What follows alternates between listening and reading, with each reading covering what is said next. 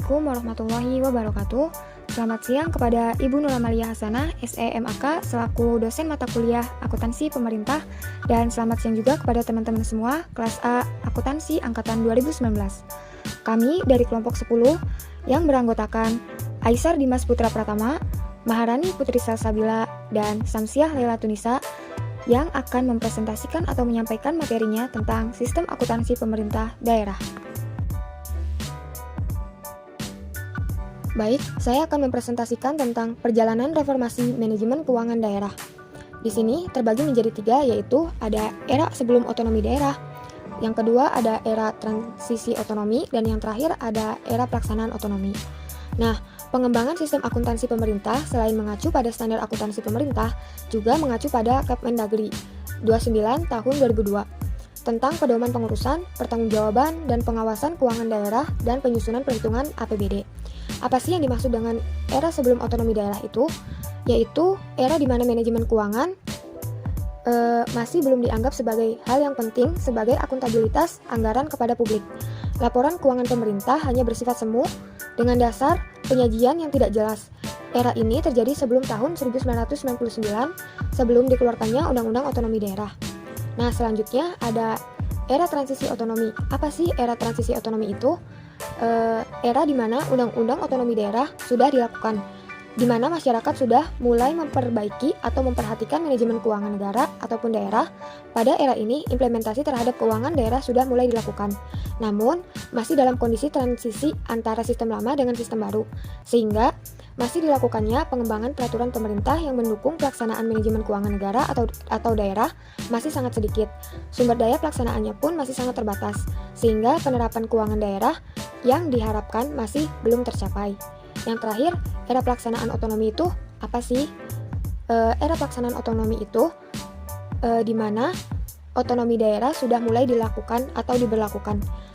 Pelaksanaan otonomi daerah cukup luas sehingga pelaksanaan otonomi sudah mulai dapat dievaluasi. Penerapan sistem akuntansi pemerintahan daerah sudah efektif dilakukan. Bahkan beberapa daerah juga sudah mendapatkan opini yang baik dan dalam laporan keuangannya. Selanjutnya, saya akan menjelaskan tentang tujuan sistem akuntansi pemerintah daerah. Ada 3 tujuannya. Yang pertama, ada akuntabilitas, yang kedua manajerial, dan yang ketiga pengawasan. Tujuan yang pertama yaitu akuntabilitas. Memiliki arti memberikan informasi keuangan yang lengkap, cermat, dalam bentuk dan waktu yang tepat, yang berguna bagi pihak yang bertanggung jawab yang berkaitan dengan operasi unit-unit pemerintah. Lebih lanjutnya, tujuan pertanggungjawaban ini mengharuskan tiap orang atau badan yang mengelola keuangan negara harus memberikan pertanggungjawaban dan perhitungan. Tujuan yang kedua yaitu manajerial. Berarti bahwa akuntansi pemerintah harus menyediakan informasi keuangan yang diperlukan untuk perencanaan, penganggaran, pelaksanaan, pemantauan, pengendalian anggaran, perumusan kebijaksanaan, dan pengembalian keputusan serta penilaian kinerja pemerintah. Tujuan yang ketiga yaitu pengawasan. Memiliki arti bahwa akuntansi pemerintah harus memungkinkan terselenggaranya pemeriksaan oleh aparat pengawasan fungsional secara efektif dan efisien. Ketiga tujuan tersebut mampu dipenuhi oleh akuntansi dalam prakteknya melalui sistem akuntansi pemerintah, yang setelah dikeluarkannya undang-undang di era reformasi, sistem yang digunakan pemerintah dulu yaitu tata buku, hanya sebagian kecil dari akuntansi dan tidak mampu memenuhi semangat yang dibawa pada era otonomi daerah ini.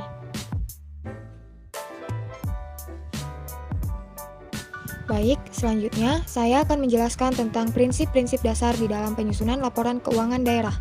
Prinsip-prinsip dasar yang selama ini diterapkan pemerintah daerah dalam penyusunan laporan keuangan dalam bentuk neraca, laporan arus kas, dan laporan perhitungan itu terdiri dari 7 prinsip. Yang pertama, ada asas kas atau cash basis. Pendapatan daerah diakui pada saat penerimaan kas daerah diterima oleh kas daerah dalam tahun anggaran tertentu. Sebaliknya, belanja diakui pada saat terjadi pengeluaran kas daerah. Prinsip ini sesuai dengan ketentuan perundang-undangan yang berlaku saat ini, baik Undang-Undang Perbendaharaan Indonesia maupun Peraturan Pemerintah Nomor 105 Tahun 2000. Undang-Undang Nomor 17 Tahun 2003 tentang Keuangan Negara Pasal 36 Ayat 1. Yang kedua, ada asas bruto. Artinya, tidak ada kompensasi antara pendapatan daerah dan belanja daerah. Misalnya, Dinas Pendapatan Daerah memperoleh pendapatan dan untuk memperolehnya diperlukan belanja, maka pelaporannya harus gross income. Artinya, pendapatan dilaporkan sebesar nilai pendapatan yang diperoleh, dan belanja dibukukan pada pos belanja yang bersangkutan sebesar belanja yang dikeluarkan. Yang ketiga, ada asas universalitas. Artinya, semua pengeluaran harus tercermin dalam anggaran. Hal ini berarti pula bahwa anggaran belanja merupakan batas komitmen tertinggi yang bisa dilakukan oleh pemerintah daerah untuk mendapatkan pembebanan atau membebani APBD. Yang keempat, ada nilai historis. Penilaian aset tetap daerah dilakukan dengan menggunakan nilai historis atau nilai perolehan dan penyajian di neraca tanpa perhitungan penyusutan atau depresiasi aset tetap.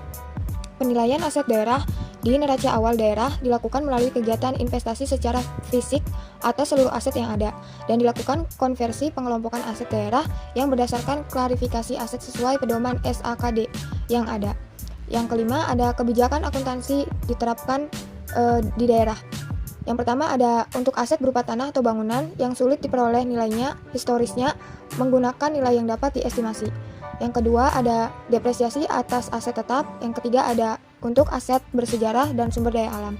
Yang keenam, ada neraca daerah menggunakan klasifikasi balance sheet, yaitu neraca dikelompokkan menjadi aset lancar dan tidak lancar, kewajiban lancar dan tidak lancar, serta ekuitas dana sebagai kelompok penyeimbang. Yang ketujuh, terakhir, itu ada struktur APBD, terjadi dari pendapatan, belanja, dan pembiayaan. Belanja diklasifikasikan menurut klasifikasi ekonomi atau jenis belanjanya, terdiri dari belanja operasi dan belanja modal, serta belanja lainnya atau Peraturan Pemerintah Nomor 105 Tahun 2000 menggunakan istilah belanja tak tersangka. Klasifikasi ini sudah sejalan dengan praktek-praktek internasional.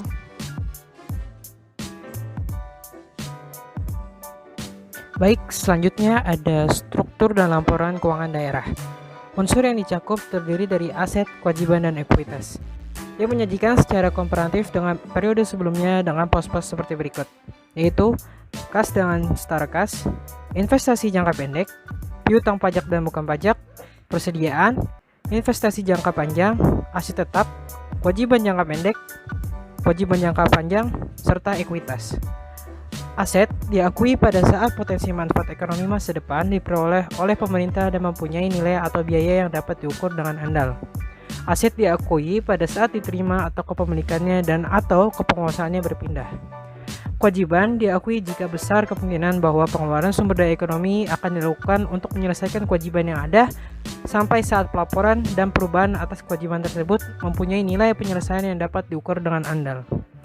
Kewajiban diakui pada saat dana pinjaman diterima atau pada saat kewajiban timbul. Ekuitas adalah kekayaan bersih pemerintah yang merupakan selisih antara aset dan kewajiban pemerintah pada tanggal pelaporan. Sedangkan saldo ekuitas di neraca berasal dari saldo akhir ekuitas pada laporan perubahan ekuitas. Selanjutnya ada laporan realisasi anggaran APBD. Laporan realisasi anggaran menyajikan ikhtisar sumber, alokasi, dan pemakaian sumber daya keuangan yang dikelola oleh pemerintah pusat atau daerah yang menggambarkan perbandingan antara anggaran dan realisasinya dalam satu periode pelaporan. Unsur yang dicakup secara langsung oleh laporan realisasi anggaran terdiri dari pendapatan, belanja, transfer, dan pembiayaan, yang mana masing-masing unsurnya dapat dijelaskan sebagai berikut. Pertama, pendapatan. Pendapatan merupakan penerimaan oleh bendahara umum negara atau bendahara umum daerah atau oleh entitas pemerintah lainnya yang menambah saldo anggaran lebih dalam periode tahun anggaran yang bersangkutan menjadi hak pemerintah dan tidak perlu dibayar kembali oleh pemerintah. Kedua, yaitu belanja. Belanja merupakan pengeluaran oleh bendahara umum negara atau bendahara umum daerah yang mengurangi saldo anggaran lebih dalam periode tahun anggaran bersangkutan yang tidak akan diperoleh pembayarannya kembali oleh pemerintah. Yang ketiga, transfer. Transfer adalah penerimaan atau pengeluaran uang oleh suatu entitas pelaporan dari atau kepada entitas pelaporan lain, termasuk dana perimbangan dan dana bagi hasil. Yang keempat, pembiayaan. Pembiayaan merupakan setiap penerimaan atau pengeluaran yang tidak berpengaruh pada kekayaan bersih entitas yang perlu dibayar kembali dan atau bukan diterima kembali, baik pada tahun anggaran bersangkutan maupun tahun-tahun anggaran berikutnya yang dalam penganggaran pemerintah terutama dimaksudkan untuk menutup defisit atau memanfaatkan surplus anggaran. Laporan realisasi anggaran menyediakan informasi mengenai anggaran dan realisasi pendapatan, belanja, transfer, serta surplus atau defisit, dan pembiayaan dari suatu entitas pelaporan. Informasi tersebut berguna bagi para pengguna laporan dalam mengevaluasi keputusan mengenai alokasi sumber-sumber daya ekonomi akuntabilitas dan ketaatan entitas pelaporan terhadap anggaran karena menyediakan informasi. Selanjutnya ada proses penyusunan sistem akuntansi pemerintah daerah. Sistem akuntansi pemerintah daerah adalah proses pencatatan, pengklasifikasian, dan peringkasan transaksi keuangan daerah serta pelaporannya dalam rangka pertanggungjawaban anggaran pendapatan dan belanja daerah. Untuk penyusunan SAPD tersebut, perlu memperhatikan beberapa tahapan sebagai berikut. Yang pertama itu identifikasi prosedur. Identifikasi prosedur adalah memahami proses bisnis pada pemerintah daerah khususnya terkait siklus pengelolaan keuangan daerah.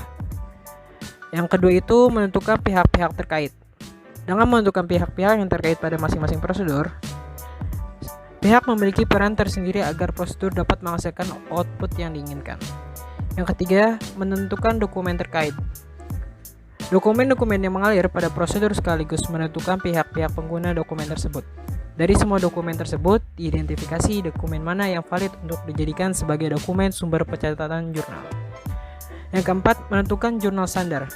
Pada setiap prosedur yang telah ditetapkan tim penyusun, telah menelah SAP dan kebijakan akuntansi terkait. Berdasarkan penelahan tersebut, tim penyusun menentukan jurnal debit dan kredit yang akan digunakan untuk mencatat. Yang kelima, menuangkan dalam langkah teknis. Alur pelaksanaan sistem akuntansi yang menjelaskan pihak-pihak yang melaksanakan sistem akuntansi, dokumen apa saja yang diperlukan, dan bagaimana pihak-pihak tersebut memperlakukan dokumen-dokumen yang terkait.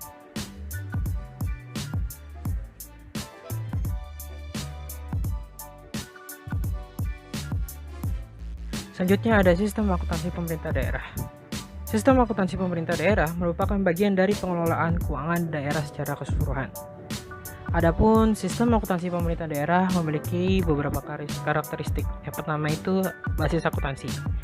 Sistem akuntansi pemerintah daerah menggunakan basis kas untuk laporan realisasi anggaran dan basis akrual untuk neraca. Yang keduanya itu ada sistem pembukaan berpasangan. Sistem ini didasarkan atas dasar persamaan dasar akuntansi, yaitu aset sama dengan utang plus ekuitas, yang mana setiap transaksi dibukukan dengan mendebit suatu perkiraan dan mengkredit perkiraan yang lain. Adapun sistem akuntansi pemerintah daerah memiliki dua sistem, yaitu pertama sistem akuntansi pemerintah daerah yang mana dilaksanakan oleh pejabat pengelolaan keuangan daerah yang akan mencatat transaksi-transaksi yang dilakukan oleh level Pemda, seperti pendapatan dana perimbangan, belanja bunga, subsidi, hibah, bantuan sosial, belanja bagi hasil, bantuan keuangan, belanja tidak terduga, transaksi-transaksi pembiayaan, pencatatan investasi, dan utang jangka panjang. Yang kedua itu sistem akuntansi satuan kerja perangkat daerah yang dilaksanakan oleh penjabat penata usahaan keuangan (SKPD), yang mana transaksi-transaksi yang terjadi di lingkungan satuan kerja harus dicatat dalam dan dilaporkan.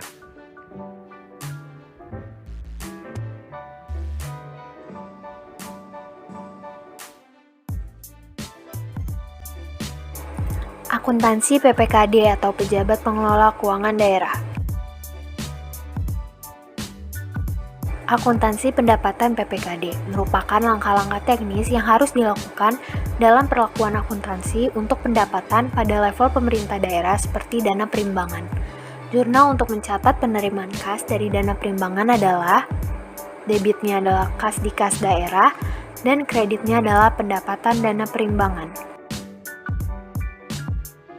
Akuntansi belanja PPKD. Akuntansi belanja pada lingkup PPKD dilakukan untuk mengakui, mencatat, dan melaporkan belanja bunga, belanja subsidi, belanja hibah, belanja bantuan sosial, belanja bantuan keuangan, dan belanja tak terduga. PPKD mencatat transaksi belanja dengan jurnal sebagai berikut. Debitnya adalah belanja bunga atau subsidi atau lain-lain, dan kreditnya adalah kas di kas daerah. Akuntansi pembiayaan PPKD. Pembiayaan daerah meliputi semua transaksi keuangan untuk menutup defisit atau memanfaatkan surplus. Jika APBD mengalami defisit, pemerintah dapat menganggarkan penerimaan pembiayaan. Sebaliknya, pemerintah dapat menganggarkan pengeluaran pembiayaan jika ada surplus. Penerimaan pembiayaan dapat berupa pencairan dana cadangan, hasil penjualan kekayaan daerah yang dipisahkan, penerimaan pinjaman daerah, dan lain-lain. Berdasarkan dokumen laporan posisi kas harian, akuntansi PPKD menjurnal penerimaan pembiayaan sebagai berikut. Yang pertama, jika mendapat pencairan dana cadangan, maka mencatat kas di kas daerah di debit dan penerimaan pembiayaan dana cadangan di kredit. Selanjutnya, mencatat diinvestasikan dalam dana cadangan di debit dan dana cadangan di kredit. Selanjutnya, apabila mendapat penerimaan pinjaman daerah, maka mencatat kas di kas daerah di debit dan mencatat penerimaan pembiayaan pinjaman kepada pemerintah daerah di kredit. Jurnal selanjutnya yaitu mencatat dana yang harus disediakan untuk pembayaran utang jangka panjang di debit dan pinjaman kepada pemerintah daerah di kredit. Pengeluaran pembiayaan dapat berupa pembentukan dana cadangan, penyertaan modal atau investasi pemerintah daerah, pembayaran pokok utang, atau untuk pemberian pinjaman daerah. Di sini jurnal untuk pencatatan pembentukan dana cadangan adalah yang pertama mencatat pengeluaran pembiayaan dana cadangan di debit dan kas di kas daerah di kredit. Selanjutnya mencatat dana cadangan di debit dan diinvestasikan dalam dana cadangan di kredit. Akuntansi aset PPKD. Prosedur akuntansi aset pada PPKD merupakan pencatatan atas pengakuan aset yang muncul dari transaksi pembiayaan yang dilakukan oleh pemerintah daerah. Jurnal pengakuan investasi adalah sebagai berikut. Debitnya adalah investasi dan kreditnya adalah diinvestasikan dalam investasi. Jurnal pelepasan investasi adalah sebagai berikut. Debitnya adalah diinvestasikan dalam investasi dan kreditnya adalah investasi. Akuntansi utang PPKD. Prosedur akuntansi utang PPKD merupakan pencatatan atas pengakuan utang jangka panjang yang muncul dari transaksi penerimaan pembiayaan serta pelunasan atau pembayaran utang atau pengeluaran pembiayaan.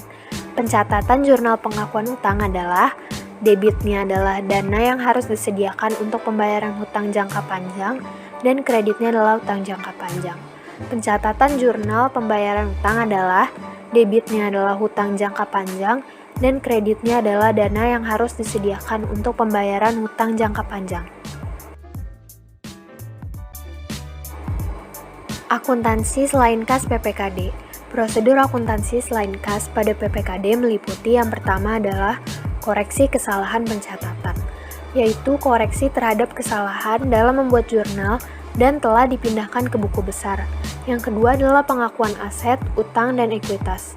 Merupakan pengakuan terhadap perolehan atau perubahan nilai atau pelepasan aset, utang, dan ekuitas yang dilakukan oleh PPKD pada kapasitas pemerintah daerah dan tidak ada penerimaan maupun pengeluaran kas. Selanjutnya adalah jurnal terkait transaksi yang bersifat accrual dan prepayment. Merupakan jurnal yang dilakukan dikarenakan adanya transaksi yang sudah dilakukan PPKD namun pengeluaran kas belum dilakukan atau accrual, atau terjadi transaksi pengeluaran kas untuk belanja di masa yang akan datang atau prepayment. Langkah 1 dalam akuntansi konsolidator PPKD adalah menerima laporan posisi kas harian dari BUD. Laporan ini akan menjadi dokumen sumber untuk penjurnalan akuntansi konsolidator pada PPKD.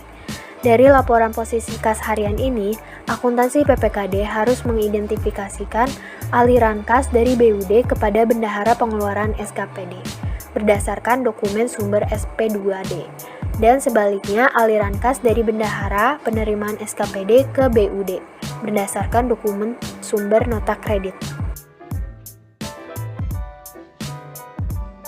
Langkah 2 dalam akuntansi konsolidator PPKD.